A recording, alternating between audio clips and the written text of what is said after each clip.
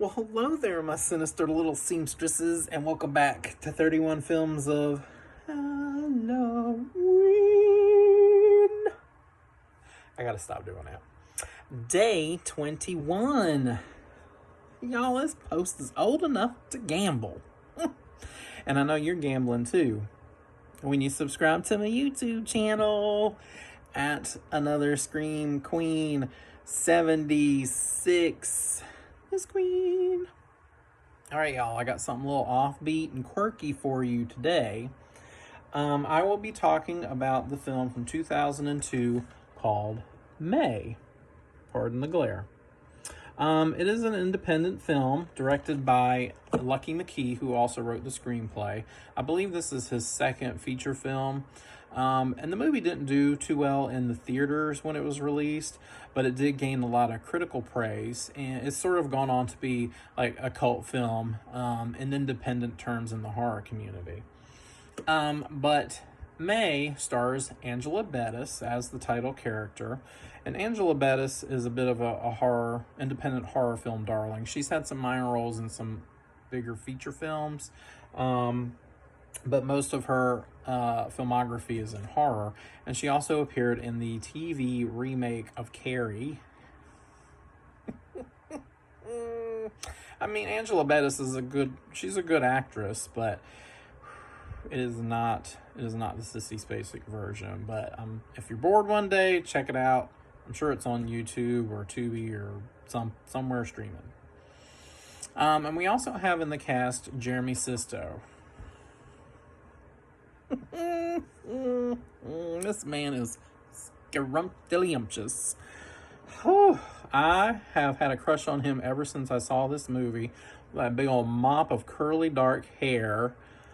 And he is just aging like some fine wine too. I mean, you don't disagree with me, because you're thinking the same thing, or maybe not. I don't know, but Jeremy, call me. And we also have in the cast, which always surprises me whenever I watch this movie, we have Anna Faris as Polly.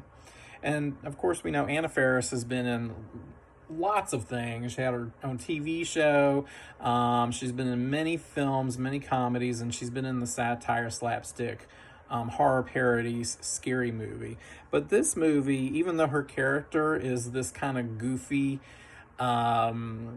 silly young woman, it's a far cry from the character that she plays in the Scary Movie films. She's kind of a highlight in this.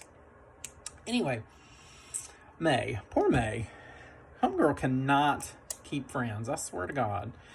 Even when she was young, she was shunned by her classmates. And one of the reasons why is because she had a lazy eye. And her mother made her wear an eye patch, which of course that just drew more attention to it anyway. And so her mother set out to make a friend for her in the form of a doll. No. Y'all ain't seen Annabelle? No. Dolls are creepy. I know people like to collect them, but not me. No. I do not need to see one of them things shuffling along my floor waiting to stab me in the middle of the night. No. Anyway, her mama makes her this doll because she knows she needs a friend. And she said, one of the things that she says, if you can't find a friend, make one. And this comes into play later on in the film in a really, really, really bad way. But anyway, she's given this doll, and it's in this very ornate glass box, and May wants to take the doll out, and her mother's like, no, it has to stay in the box, preserved. And her mother is a bit of a disciplinarian when it comes to how things should be, like very proper and neat and in a certain way. And we don't get too much more information on May's background. Apparently in the trivia notes, Lucky McKee had shot some more footage, but he felt like it was dragging the beginning of the movie out far too long. So we only get kind of subtle hints. I do wish there had been just a teeny bit more, but we do get the impression that, May was a very lonely child. So, present time, May is all grown up, and she works at an animal hospital. This poor girl, she is so awkward, but her character is so endearing. Like, she just really doesn't know what to say, so she just kind of smiles bashfully, and she's just painfully shy. But she does try to make friends, and one of those friends is Adam, played by Jeremy Sisto, and he is a mechanic in this film. Of course, she wants him to be more than a friend, and I can't blame her. May girl, you go get that right now. Jump on it. Whew, Lord. And, she kind of gets to know Adam, over a series of days, and she finds out he's kind of weird and quirky like she is too. So they kind of work their way into getting to know each other and have a date here and there. But when it comes to the physicality of the relationship, you can tell she just doesn't know what to do. There's a scene where they're making out, and you just feel so bad for her because she's not even sure where to put her arms when she's trying to hold him, And she ends up becoming a little too aggressive. Freaks him out. He's like, "Peace, May. I can't do this. I got to go. Sorry. I'm going to call Michael up, and we're going to go out and have ourselves a date. Sorry." No. So, of course, May is all, torn up about this. She's very confused. She doesn't understand what she did wrong, or maybe what she could have done better.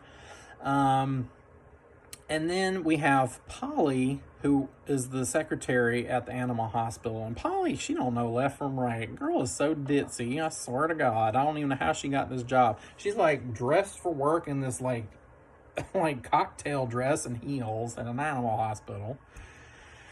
Anyway, she goes ahead and she tries to seduce May. And May goes along with it because May is just so desperate for affection and attention and just somebody to love her. And of course, Polly treats her like trash and ends up, seeing some other girl, and May is all torn up about that. Well, then May decides to volunteer at a blind school because while she was at the park with Adam, she saw some blind kids there, and she was intrigued, especially by one little girl who seemed to be a loner just like her. So she felt, this pull towards her. So she goes to this class, and things seem to be going okay until she decides to bring this doll. And that just doesn't go well. I mean, it doesn't go all Annabelle or anything, but it gets to the point where it's just the straw that breaks May's back. And she is just destroyed inside because all of these relationships that she has tried to build up they've either turned her away, rejected her, or just fallen apart, and she feels like she's the one to blame. And as time progresses, we could see this doll that's in this ornate box. The glass on the front keeps showing cracks through it, which is basically a metaphor for May's mental state. And I'm not going to tell you how the movie ends or where it goes. The movie is a very slow burn, because it is establishing May's character and how she interacts with people.